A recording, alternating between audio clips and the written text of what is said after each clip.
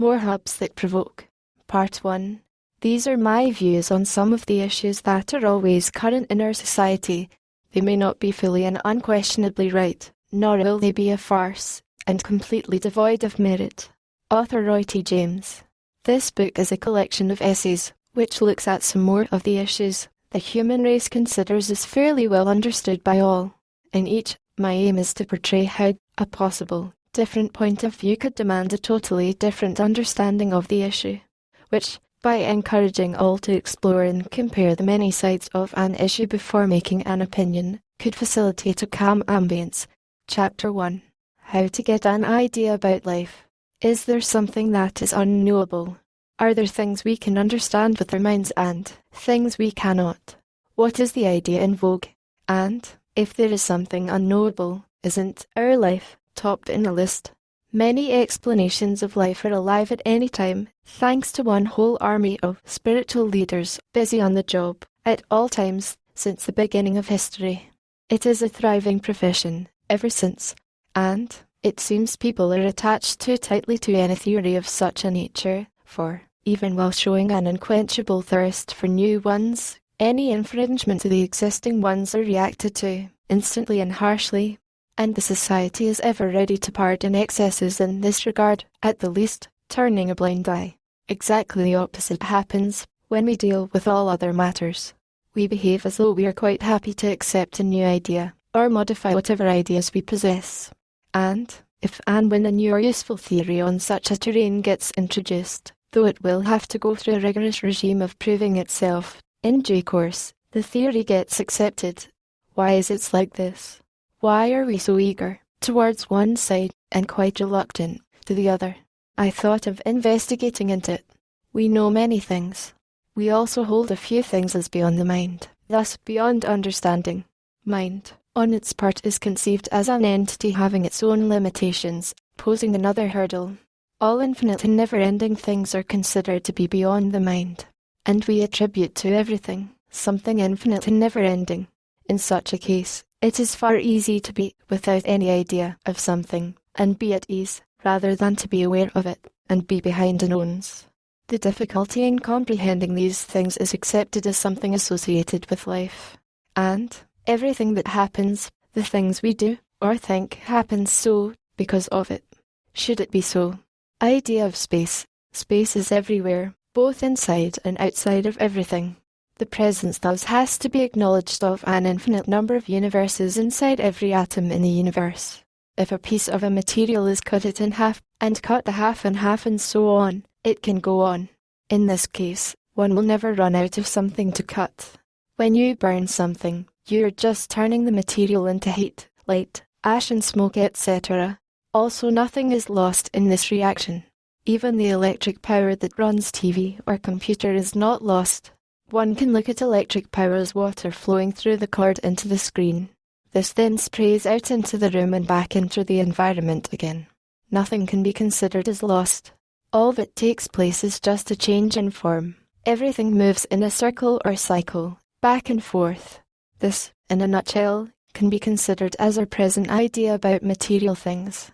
In a similar manner, perhaps by using the process of elimination, extrapolation, or any other method of reasoning, one can learn about life. This, I think, summarizes our approach to this question. I feel we are wrong. We are going on a tangent. That too motivated by our predilection with the unseen dimension of life, the spiritual world. Think of a group of frogs residing in a well, and another group, consisting of ones living outside. The cosmology of those inside the well may contain ideas of universe, as well as about the variety of species that reside in it, limited in its extent. For example, they would be having strong notions of cosmic background noise, as they will be hearing a lot of noise during their lifetime without actually seeing where the sound comes from. If the owner of the well follows a pattern of cleaning the well yearly, as most villagers do, those frogs may also possess certain ancestral knowledge about the end of the universe, and the events that accompany it. A few ones might even succeed in predicting such events and getting acknowledged for their acumen. Getting recognition of divinity is likely, if we assume that some frog, in the past, happened to escape back into the well during the cleaning process. Now think of the other group. these frogs will be having a totally different cosmology, with better grasp about things and relatively free of illusions like cosmic background noise. They are likely to appear epitomes of contentment. Questions like the end of universe may not occur at all to them, having never experienced a discontinuity. What does this story show? Where do we fit in? On all matters except those concerning life, we are like the latter group. Having reached the assumption that reality could exist beyond our perception, there is no logical necessity for an end. Here we are quite comfortable, whichever facet of the universe is under consideration. But when it comes to life, I think we are severely handicapped. Like the earlier group of frogs, our idea of life is only what we experience from inside life. Unless we are able to view life from a plane different from life, all the notions we entertain about life cannot describe life in full. Nobody can say I understand what a globe is, unless one has a look at it, that too, from the outside of it. Moreover, our fondness of the spiritual dimension of life is effectively putting a brake in our quest for new ideas. Now that we know about our limitations in learning about life, we can end up much wiser by being more accommodating as far as new theories go, and more willing to tinker with the existing ones. We shall be injecting new blood into explorations in this regard. Future then shall become the golden age of life sciences. The question, what is life, is an apt one here. Chapter 2. Altruistic evolution, need of the hour all over the world. Human societies are in a state of disarray, since commotions occur on a multitude of issues, like political, religious, or ethnic rivalry. Constant attention is needed to keep those down, and to maintain even a semblance of peace and orderliness. As a result, rather than preparing ourselves to probe and counter future challenges, the present is keeping us fully occupied. Why aren't human societies calm and serene? Where lies the problem? What can be done? Let us say, how life appeared in human form is, more or less, as narrated by the theory of evolution, which can explain what we do. All our actions are only natural responses to different stimuli, like other forms of life, except that in our case stimuli could be real as well as abstract. Hence, I think the problem does not lie in our actions, which is confirmed by the fact that though there is concerted remedial attempts from every nook and corner, be it political upheavals, religious decrees, or social engineering, each and every society remains as incendiary as before. That is, totally different actions or approaches, which would have been the suggestions from these corners, remain equally perilous. True, religious, social, as well as political leadership recognize it, and constantly advocate some repair, mostly in the form of corrective or punitive action. But, since the very excuse for the choice of each political, social, or religious leaning is in the undesirability of the other two, such repair actions effectively do nothing but passing on the blame. Where, then, lies the problem? A turbulent society is not an uncommon thing for all species of life, but, unlike other species, human societies do not get corrected or settled on its own. And, when correcting force is not available, or is insufficient, the inherent contradictions in the society gets amplified, leading it to its doom. Our history is replete with instances of decay and death of cultures, literary wealth of olden times show. Now, what is the correcting force, as far as other species go? Nothing but their living style, where the well-distributed functional divisions and responsibilities effectively nullify disturbing forces. But in our case, so far, repair actions were doing nothing but passing on the blame, with of course, temporary relief. We then forget about it, while the relief lasts, and then pass the blame, once again. In most cases, since those involved in such activities would have been belonging to different age or generation, nobody notices this. Had we persisted, we would have had the occasion to experience or realize the root cause, the absence of a unique living style for humans. Some style would have evolved, had such frequent instances of unrest not been accepted as a part of our life, one can safely say. The living style should have been able to explain why we do what we do, and lead us to the answer we are looking for. Given that humans were intellectually oriented right from the beginning of their origins, since we have no information to the contrary, the living style that came to be adopted would have been taking into account all the strengths and weaknesses of the race. It didn't happen, then or later. We do not have a unique living style, even now. I think we continue to imitate blindly other forms of life. Our mannerisms, our habits, and all our priorities of life begin its journey from there. This, though we know, unlike all the other forms, each human being tends to learn and adopt a style for oneself, for whatever one does. And we proudly do so in all matters not directly related to physical well-being, like reading, writing, or mannerisms, while we remain interested to learn more about life and derive the benefits thereof. We seem to be uninterested to learn about the best way to live that life. This, though we know, nothing comes to us without learning. I therefore think we have two issues in hand needing immediate attention, and a much larger question of great significance to our future. One issue is, learn, or derive the optimum living style for humans, and the other, incorporate that style for the race in a suitable manner. And the larger question, that is, how is such a grave situation going unnoticed since time immemorial, will also get addressed, while deriving the optimum style. Concede, as it stands, we are approaching all issues in the material plane logically and with reason. We always compare the actual with the desired, compute corrections wherever necessary, and apply those to marry the actual and the desired. However, in all other areas, as our behavior is guided more by certain irrational interests than by natural propensity, a good part of human transactions lead to unintended consequences, which in many cases are highly destructive. While deriving the optimum lifestyle, since we will be doing a rather thorough study of human transactions, specifically of those lacking in reason, appropriate guidelines would emerge. Humans lack a style of their own. Let us once again look at the human species. The issue is a simple one. The appropriate ways of doing things, especially for those activities that are observed to be essential for life, do not come to one on its own. This is quite different from all the other forms of life, where such an ability is there, at the time of birth itself. Rather than investigating into this with a view to establish whether these activities have a human equivalent, or not, we just copy other beings. And we have no qualms in viewing it as a unique quality of the race, and feel proud about it. One has to learn things in one's early years, if one is to enjoy the years one is capable of enjoying. Still we continue to imitate other forms of life, while not making any efforts to make an original study. I do not know whether we are aware of this. We make it a point to spoon-feed the next generation everything related to life, much of which we ourselves are not clear about. And, more than anything else, it makes our ignorance perpetuate. Before suggesting a living style, let me examine a few unique aspects of human life, especially to see whether we have been missing any. One can safely assume all the aspects we have not been missing would have already become a part of whatever lifestyle we currently follow. Is man a thinking animal?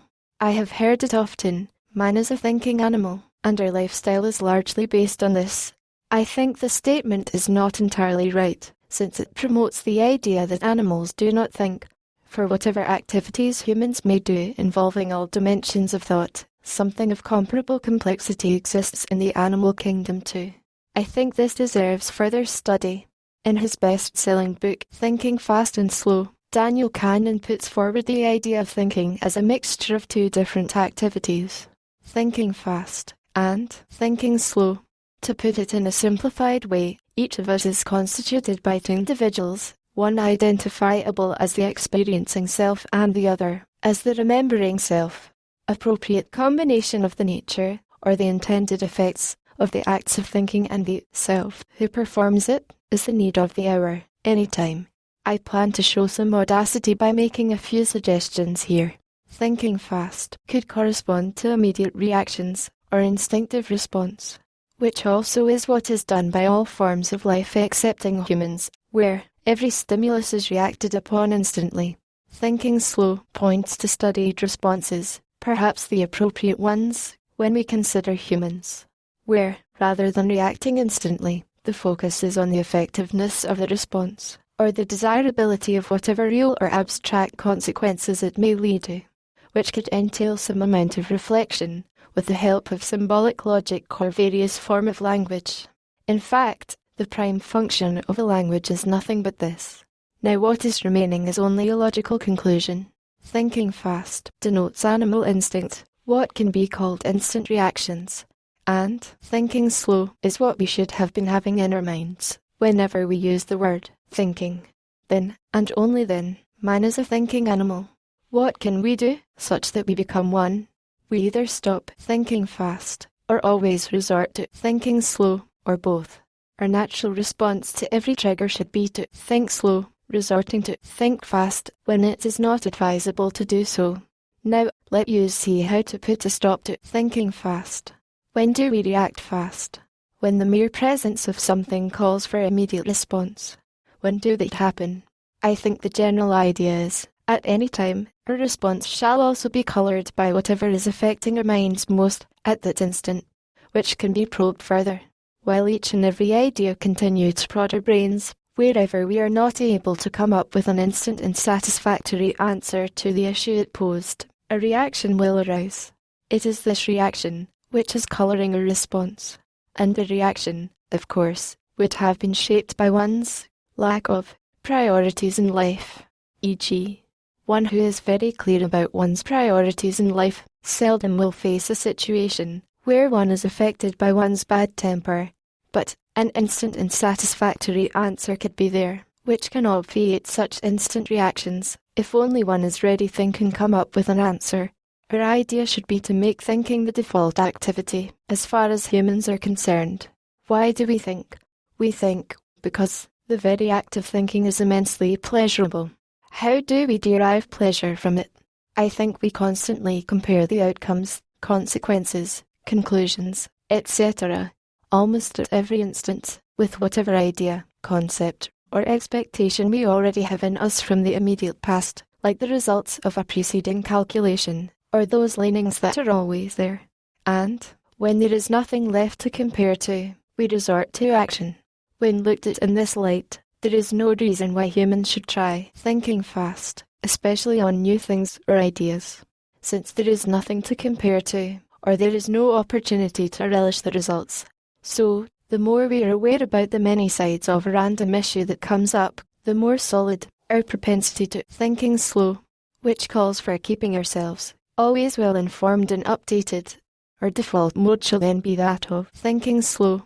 Now, since our natural choice in all matters will be the one providing most returns, we need to make thinking slow one attracting the most benefits. Had it been so, one benefit surely would have been the discovery of the optimum lifestyle for humans, followed by its adaptation by all. Thinking fast could be there, say, for emergencies. Presently, all of us engage in thinking fast, since it comes to us effortlessly, as we are trained and encouraged to be so from birth. All of us thus get habituated to look for such quick responses that are highly cherished, as a result of which they lead a wonderful life. And the first thing we learn in life is to value greatly such an attribute to our character, which we do, and we make it a part of our life, and get together, perpetuating it. This is how human society is born. Many more of us, though not that successful, manage themselves to fit into the society. The few left over, who are a failure as far as thinking fast go, resort to thinking slow, producing matters that look impressive. All, including those who think fast, take their guidance from here, since it is easy to do so. It is because of this unintended guidance that our society remains in one piece, since it would also have been compensating for the seeds of destruction every instance of thinking fast would be producing, and they remain on the borders, or as outsiders beyond the society, or the society models itself to accommodate them in whatever form they are. In conclusion, to summarize, from the early days of evolution, humans did not make an attempt to identify the optimum style of living. Instead, they chose to hang on to the default, the lifestyle adopted by every other variety of life, something easily visible to them, which continued ever since. As a result, human race is always in disarray. To make a change, and derive the perfect living style, we should now begin on a clean slate, fashion our life from the very beginning. We need to identify thinking fast as another of our animal instincts, and resort to it sparingly, just as we do with other reactions of such nature. Humans could identify themselves as a form of life, where the default is to think slow.